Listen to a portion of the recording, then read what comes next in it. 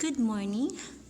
Our topic for today is all about how light, sound, and heat travel.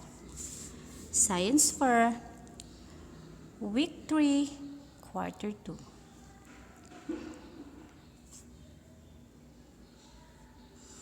When you wake up in the morning, you tend to think of activities that you are going to do for the whole day. In school, you play, read and write, sing and dance, or do other activities that your teacher asks you to do. All these activities requires energy. What is energy? Energy is the ability to do work.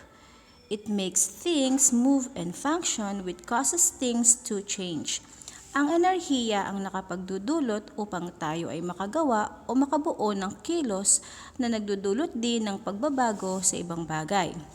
Energy can be classified into two, and these are potential energy and kinetic energy. What is potential energy? It is the energy at rest, stored energy. Ito ang enerhiya na nakapaloob sa isang bagay na hindi gumagalaw. When we say kinetic energy, the energy in motion, active energy. Ang kinetic energy naman ay ang enerhiya na nakapaloob sa isang bagay na gumagalaw o gumagawa ng isang aksyon o di kaya ay aktibo. We have different forms of energy.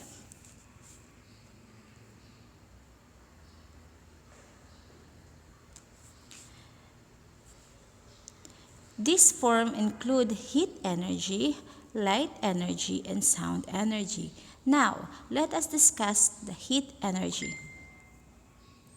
Heat energy, a form of energy associated with the motion of particles.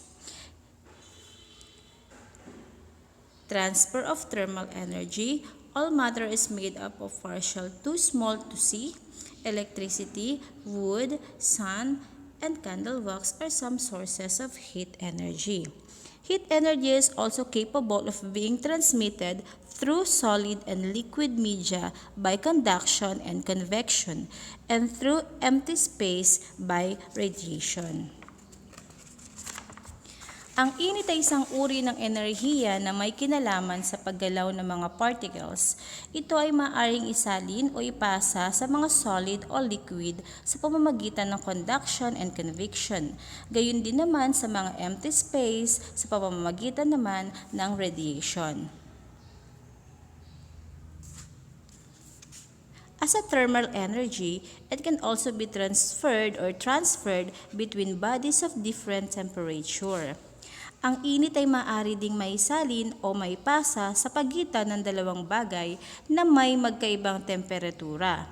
To see how heat happens, let us take a look on these activities.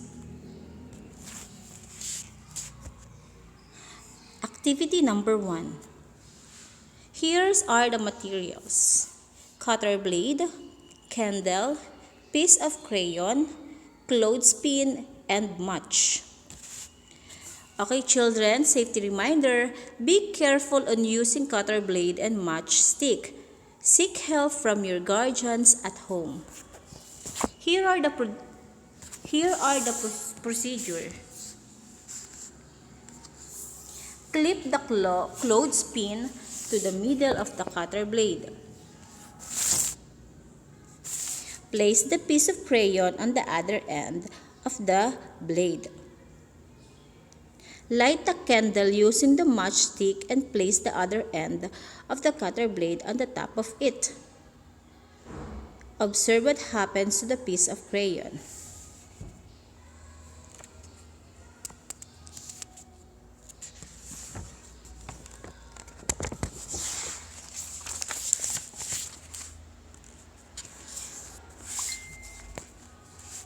Here are the guide questions. Number 1. What happened to the piece of crayon on the other end of the blade? Number 2. Why do you think it melted even if it's not directly exposed to the flame?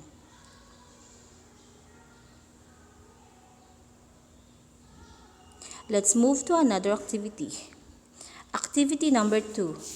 Here are the materials: thermos with hot water, mug, and metal spoon. Procedure: pour the mug with hot water from the thermos. Next, put the spoon in the mug and leave it for 5 minutes. The last one is touch the handle of the spoon and record what happened. Here are the guide questions. Number 1. What happened to the exposed end of the spoon after 5 minutes? Number 2. What did you notice about the surface of the mug when you touch it?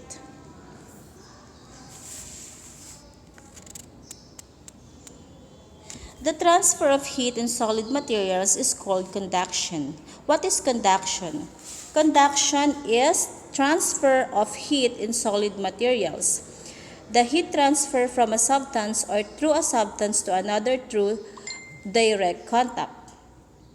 Lahat ng material ay binubuo ng maliliit na particles. Kapag ang maliliit na particles na ito ay gumagalaw ng mabilis, ibig sabihin there is more energy and the temperature is higher. Kapag ang mga fast-moving particles na ito ay dumikit sa mga slow-moving particles, na energy will be transferred or the energy will be transferred. Conductors and insulators. What is the difference between the two? Conductors allow heat or electric current to flow through easily. The other definition is metals are good conductors of heat. That is why we use them as cooking utensils because the heat moves faster through the metal plant to the food. Samantalang may mga materials naman na hindi nag-aalaw ng heat transfer, tulad ng insulator. Insulator do not allow heat transfer or transfer heat slowly. It include plastic, wood, rubber, and ceramics. Okay, activity number 3. Now, let us do another set of activity. Materials, tap water, and mango seed. Procedures. Boil the tap water and mango seed. Next, observe the movement of water as the temperature rises by noting the motion of mango seed. Ayan. So, papakuluan natin yung munggo sa tubig and then observe natin kung ano ang maaaring mangyari doon sa munggo o sa buto ng munggo. Guide question: what do you notice about the movement of the mango seeds in the casserole? Number 2, what happens to the temperature of the water when boiled? Ayan.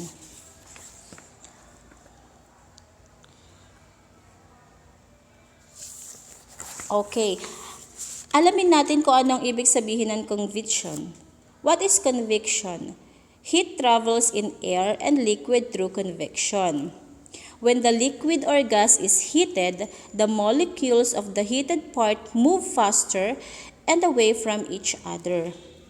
Warm liquid rises while the cold liquid sink. Okay. So, yung mainit naman daw ay tumataas kapag ito ay malamig na, ito naman ay bumababa ulit. So, ang paggalaw na ito ng particles ay patuloy na magaganap hanggang sa maging evenly heated ang liquid. When you heated among the seeds in water, the seeds started to jump into minutes. When water is heated at the bottom of the pan, it moves up, pushing the seeds as heat is continuously applied. The seeds are moving faster and faster. This movement is due to the current formed within the liquid. Ang convection ang dadalhin o dahilan kung bakit tayo ay nakakaranas ng wind movement and local breezes. So, ayan. Yan yung picture ng sea breeze and land breeze. Warm air rises, expand, and cools. Cold air sink. During daytime, air over the land is heated. It rises and expands. Cool air over the sea moves toward the land. That's why you feel a refreshing breeze by the seaside during daytime. Sa gabi naman, yung sea is warmer than the land. That is why warm air from the sea rises and cool air sinks. Heat can also transfer across empty space or vacuum. This is called radiation. Ang radiation ay hindi nakadepende sa presensya ng isang matter para ma-transfer ang heat. The heat that we receive from the sun is radiant energy.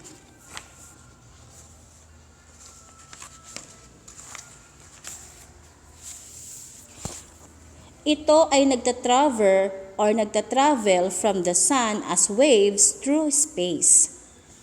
Heat transfer by radiation is invisible to the eye and not affected by airflow. Ang heat transfer by radiation ay hindi nakikita ng ating mga mata at hindi naman naapektuhan ng hair o hindi naman naapektuhan ng airflow. Lahat ng warm objects ay nag-give off ng heat waves. Some other examples ng heat transfer na may kinalaman sa radiation ay pag ikaw ay nakaramdam ng init kapag ikaw ay malapit sa isang fire source. The heat given off by an electric heater and the heat near a hot oven.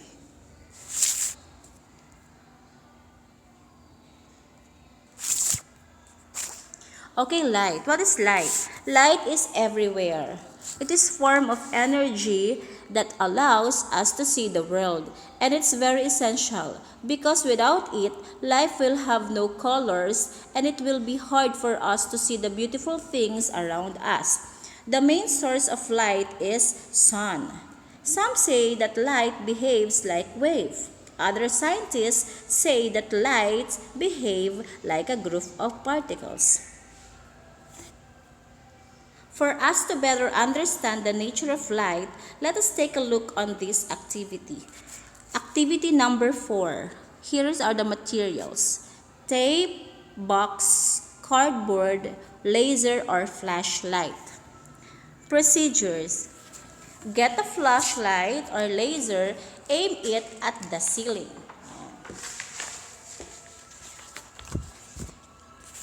Next, number 2, get a thick cardboard and block the path coming from the flashlight. Record your observation. Next, get the 3 cardboards with the holes of the same size. Tape it inside the box with at least 2 inches away from each other. Align the holes in such a way that the wall could be seen through the holes. Next, aim the flashlight or laser light through the first hole. Observe what happened. Next, misalign the cardboard in the middle. Keep the light aimed at the cardboards. Observe what happened.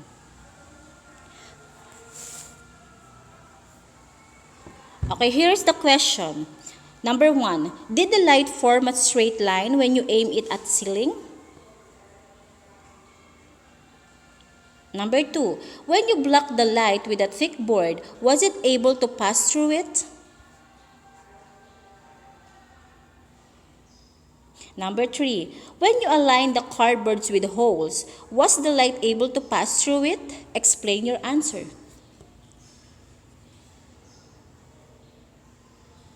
Number 4, when one of the cardboards was not aligned with the other cardboards, was the light able to pass through the cardboards?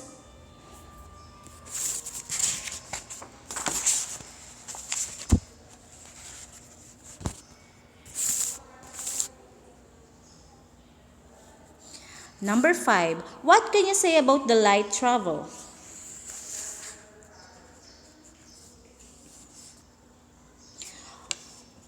Light always travels in a straight line when going to a single medium or any substance through which light wave can travel. In some media, like air, light travels quickly. On the other media, like glass or water, light travels slowly. May mga object naman na nakakapag-procedure ng light or nakakapag-produce ng light. They are called luminous object and non-luminous object. When you say luminous object, here's are the example. Candle, bulb, lamp. Pag sinabing luminous object, ito yung mga object na nakakapag-produce ng light. Samantalang may mga object naman na hindi nakakapag-produce ng light. And that was non-luminous object. Example of that is paper, wood, clothes. Object vary on how transmit like more non-luminous light object are classified into three. Or object vary on how transmit light generally, non-luminous light objects are classified into three. Meron daw tatlong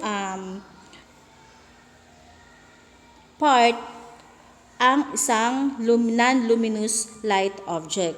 Ito yung transparent, translucent, and the opaque.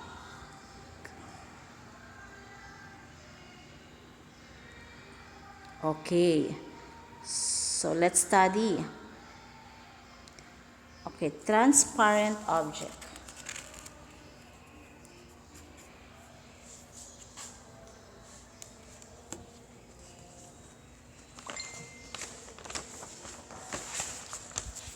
Pag sinabing transparent object, it's allow light to pass through it. Pag sinabing translucent object, it's allow some light to pass through it. Pag sinabing opaque objects or opaque objects, block the light to pass through it. Okay.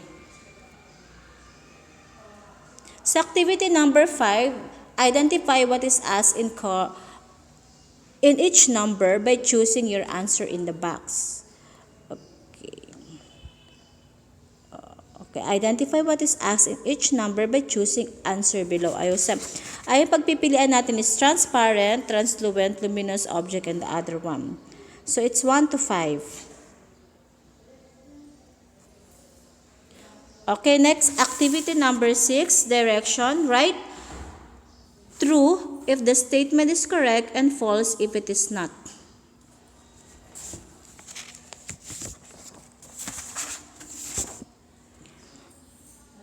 Okay. So, ayan lang naman ang gagawin natin. So, merong line dyan. So, doon nyo na lang ilalagay yung sagot sa line. Kung mapapansin nyo, merong line before the number. So, dyan nyo isasagot yung inyong mga kasagutan. Okay, children. Okay, have a nice day. So, kita-kits tayo sa next nating topic. Thank you. Bye.